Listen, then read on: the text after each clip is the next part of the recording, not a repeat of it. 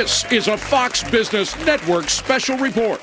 I'm David Asman. John Stossel has just entered the chamber. He'll be delivering the first ever Stossel State of the Union address. The crowd is excited. Let's listen in. Thank you. Thank you. President Obama fulfilled his constitutional duty. He gave his report on the State of the Union. Now I want to give you my report on the State of the Union.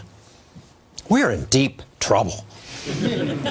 You know why. Our debt's already $14 trillion, and yet our current spending plans will make that worse. We cannot keep doing this. Those riots in Greece happened when Greece's debt was 115% of their GDP. Our debt will reach that level in just 10 years. But do not despair. If we make reasonable cuts to what government spends, our economy can grow us out of that debt. Cutting our spending won't be so difficult, because under my plan, politicians will have less to do.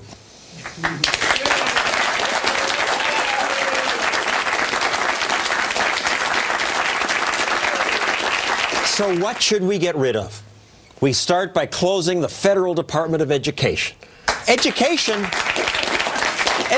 is a local responsibility. It's insane to take money from states only to launder it through Washington and then return it to states.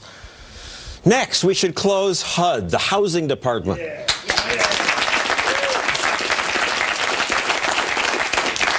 We had plenty of housing in America before a department was created. Sadly, HUD has spent billions of your tax dollars creating projects which soon turn into slums that we now spend billions more to blow up. We should blow up the housing department too. No, I'm wrong. That would be wasteful. It should be sold, made into condos. But let's get government out of the housing business. In my fantasy, the real Congress would applaud such cuts. We should eliminate all corporate welfare and all subsidies. Agriculture subsidies, green energy subsidies, ethanol subsidies, subsidies for public broadcasting. None of it's needed, and they have not worked. I propose we sell Amtrak. Taxpayers will save money and riders will get better service. Why is government in the transportation business? Let's have private companies compete to run the trains. And we must finally stop one of the biggest assaults on our freedom and our pocketbook. We must end the war on drugs. Let me police search warrant. Don't move, don't move. This new video of yet another SWAT team raid is one more demonstration of how our drug war is really a war on our own people. The ends do not justify the means. I know only Congress can repeal the drug laws, but until they do, as president, I will pardon every person convicted of a nonviolent drug crime.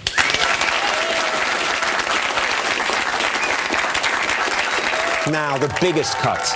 I know Medicare and Social Security are popular, but they are unsustainable. They are the world's biggest Ponzi schemes. We must privatize Social Security and slowly replace Medicare with vouchers.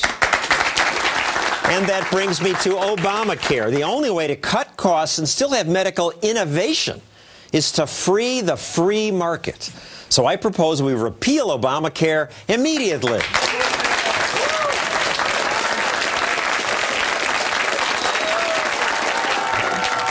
And now, military spending. Do you recall what candidate Obama said about the war in Iraq? I've been against it 2002, 2003, 2004, 5, 6, 7, 8, and I will bring this war to an end in 2009. So don't be confused. But I am confused. This is 2 years past 2009. We still have 48,000 soldiers in Iraq. We shouldn't endanger them by simply cutting their funds, but we must shrink the military's mission to what is truly national defense. That means pulling our soldiers out of Japan, Italy, the dozens of countries where we have troops, more troops in Germany than in Iraq. America cannot and should not try to police the entire world.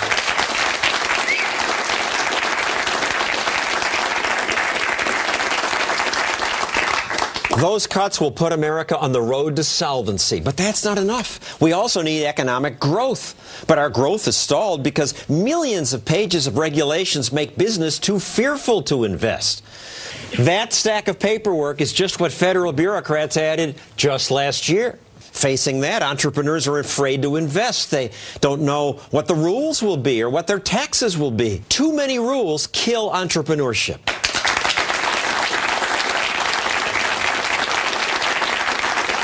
Hector Ricketts joins us here. Please stand up, Mr. Ricketts.